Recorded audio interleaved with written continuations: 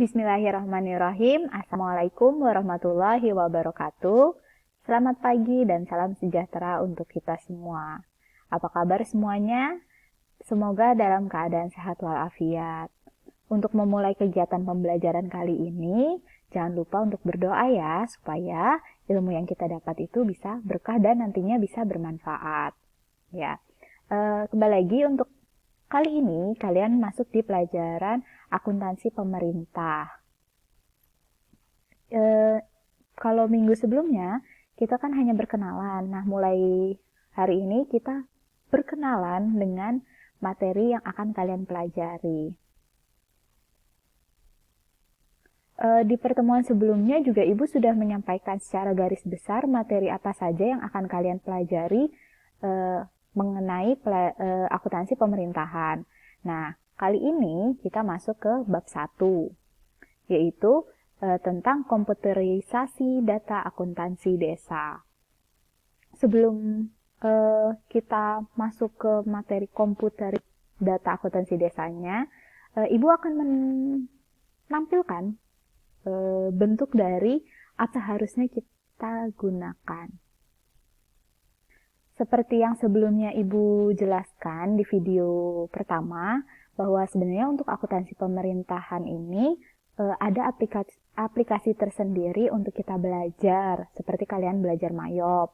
Tapi belum ada yang secara resmi digunakan untuk kegiatan pembelajaran gitu. Ini hanya bentuk tampilan, contoh tampilan dari Sisangan Desa. Gitu. Ini cuma contohnya yang digunakan di pemerintahan beneran, tapi kita belum bisa untuk mempelajarinya. Tuh. Cuma mau ngasih tahu aja bentuknya. Oke, kita lanjut ke materi kita. Nah, di bab 1 ini yang kalian pelajari adalah tentang pengertian akuntansi desa. Desa, pertama kita kenalan dulu nih, desa itu apa sih? Lalu kenapa sih desa itu perlu membuat laporan keuangan dengan sistem SAP-nya pemerintahan, gitu, sistem akuntansi pemerintahan. Lalu menjabarkan dasar hukum akuntansi desa. Nah, tadi itu kenapa si desa itu perlu melaporkan laporan keuangannya kepada pemerintah pusat, itu semua ada dasar hukum yang mengaturnya. Kita akan bahas sedikit-sedikit.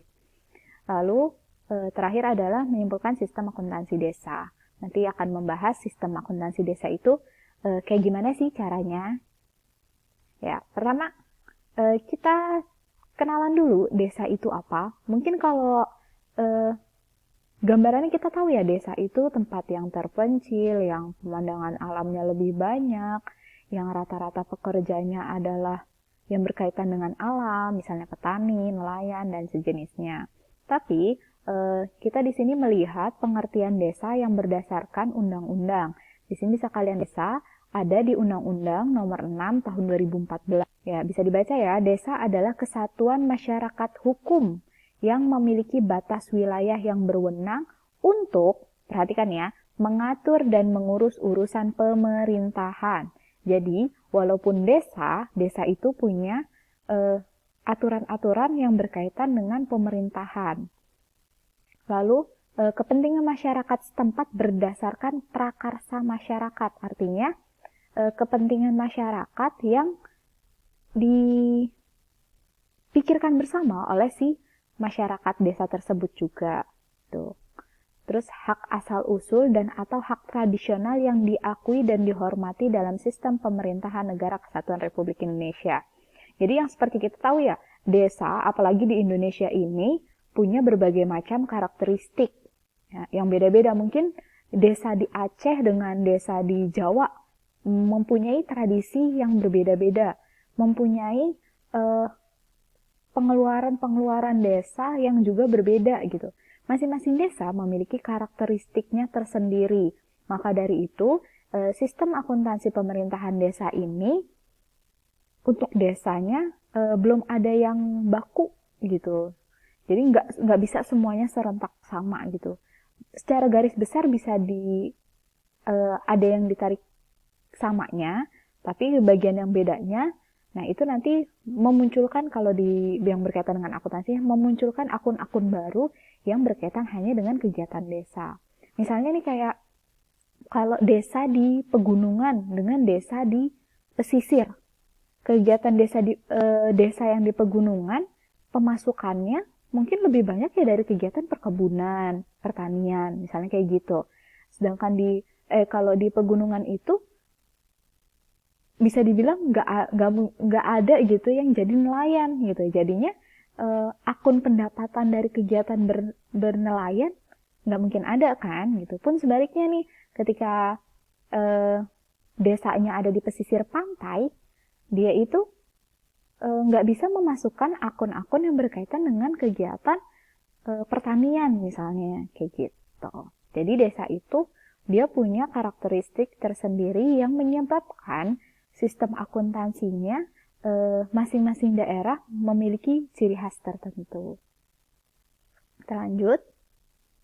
Nah, selanjutnya tentang mengapa desa menerapkan SAP. Mengapa desa menerapkan SAP? Ya, yang pertama adalah SAP ini sistem akuntansi pemerintahan. Ya, desa bertanggung jawab mengurus urusan pemerintah. Nah, ini diatur di Undang-Undang Nomor 6 Tahun 2014 Pasal 1. Dan kepala desa wajib menyampaikan laporan penyelenggaraan pemerintah desa, bupati atau wali kota. Ini diatur di Undang-Undang Nomor 6 Tahun 2014 Pasal 20. Nah, kalau kalian lihat tadi, desa dipimpin sama kepala desa yang ngatur warganya, itu juga merupakan salah satu kegiatan pemerintahan. Kalau misalnya kalian baca referensi lain, bisa dibilang desa itu merupakan kegiatan pemerintahan yang paling kecil, gitu. Dan kepala desa itu karena melakukan kegiatan pemerintahan, maka dia wajib melaporkan apa yang dilakukan kepada bupati atau wali kota atau kepada ibaratnya atasannya gitu. Nah, alasan kedua kenapa desa itu termasuk ke dalam kategori sistem akuntansi pemerintahan, yaitu karena desa memperoleh pendapatan diantaranya bersumber dari APBN dan APBD. APBN itu anggaran penerimaan dan belanja negara atau anggaran penerimaan belanja daerah. Jadi misalnya gini, negara itu punya uang. Nah, uang itu sebagian itu disisihkan untuk pemerintahan desa. Nah, karena pemerintah pusat ngasih uang ke pemerintah desa, pemerintah pusat itu gini, ibaratnya kayak pemerintah pusat itu orang tua kalian, dan kalian adalah desanya. Orang tua kalian ngasih nih, mama papa kasih kamu hari ini 50.000, silahkan digunakan. Tapi kamu harus lapor ya, 50.000 ini kamu gunakan untuk kegiatan apa saja. Seperti itu. APBD juga sama, APBD berarti pemerintah daerah. Pemerintah daerah tuh lebih ke bisa provinsi atau kabupaten. Ya kurang lebih sistemnya sama. Gubernur misalnya, dia punya sejumlah uang yang dialokasikan untuk kegiatan desa, dia ngasih, tapi si desa itu harus memberikan laporan kepada pemerintah daerah si gubernur itu. Kalau misalnya ibu menjelaskannya terlalu cepat, kalian bisa di rewind sendiri ya di bagian yang sekiranya kalian kurang pahami. Nah, selanjutnya, untuk apa sih desa itu melakukan pengaturan?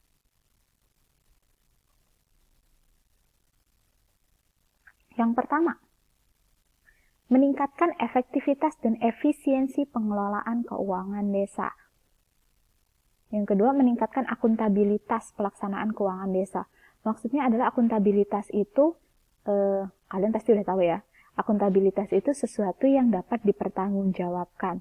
Jadi ketika desa itu mengikuti aturan yang sudah dibuat, mengikuti SAP, maka laporan yang dibuat itu lebih akuntabel, lebih dapat dipertanggungjawabkan. Ibaratnya lebih sah. Nah, yang ketiga, membangun konsistensi antara tahapan pengelolaan keuangan desa. Jadi nanti kita akan membahas tentang tahapan-tahapan pengelolaan keuangan desa. Nah, itu konsisten nggak dari awal rencananya sekian, apakah pelaksanaannya juga sekian, apakah nanti di akhirnya dia seimbang atau nggak, balance atau nggak, kalau bahasa kita kayak gitu. Nah, dan terakhir, memberikan dasar dan arahan dalam pelaksanaan kegiatan. Jadi kalau misalnya kita tahu ya, pelaksanaan keuangan itu kan dimulai dari perencanaan anggaran. Nah, ketika perencanaan anggaran itu fungsinya untuk apa? Kenapa sih kita mesti menganggarkan berapa besar dana yang akan digunakan untuk pengembangan desa, berapa besarnya dana untuk kesehatan warga desa, dan sejenisnya. Nah, ketika sudah ada anggarannya, diharapkan nanti pelaksanaannya tinggal ngeliat nih, oh jatah untuk pendidikan di desa sekian rupiah, untuk kesehatan sekian rupiah. Nah, ketika sudah ada acuan itu akan memberikan dasar dan arahan lebih terarah kegiatan di desa tersebut. Selanjutnya, tentang prinsip pelaksanaan keuangan desa. Prinsip yang pertama adalah transaksi sesuai perdes. Perdes di sini artinya adalah peraturan desa. Nih, bila tidak ada dalam perdes APB desa, maka tidak boleh transaksi belanja. Jadi, kan tadi sudah membuat anggaran nih, dimasukkan ke dalam peraturan desa. Boleh melakukan pengeluaran untuk A, B, C, D, misalnya untuk pendidikan, untuk kesehatan, keamanan, bla bla bla. Udah ada nih acuannya, misalnya hanya boleh untuk 10 kegiatan. Nah, kalau tidak berkaitan dengan 10 kegiatan itu, maka tidak boleh.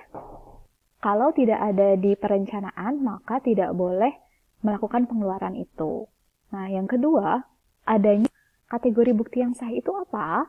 Nih, setiap transaksi penerimaan dan belanja dengan bukti yang lengkap dan sah. Bukti yang lengkap dan sah itu yang seperti apa?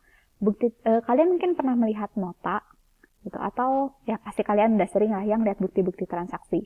Nah, bukti-bukti transaksi itu dikatakan sah apabila ada tanda tangan, nama yang tanda tangan, dan kemudian ada cap gitu.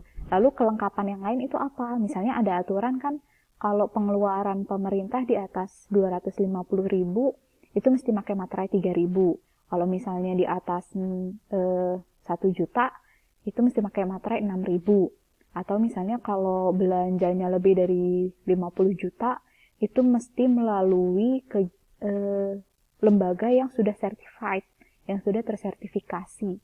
Kayak gitu-gitulah.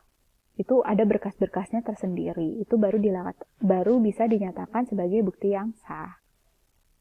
Yang ketiga, prinsipnya adalah adanya pengesahan kepala desa. Semua bukti harus mendapat pengesahan kepala desa dan bertanggung jawab atas kebenaran dari bukti yang dimaksud. Jadi nanti bukti-bukti transaksi yang sudah ada itu diperiksa sama kepala desa lalu disahkan. Bentuk pengesahannya seperti apa? Biasanya bentuk pengesahannya itu berupa paraf, tanda tangan, cap, atau sejenisnya. Gitu.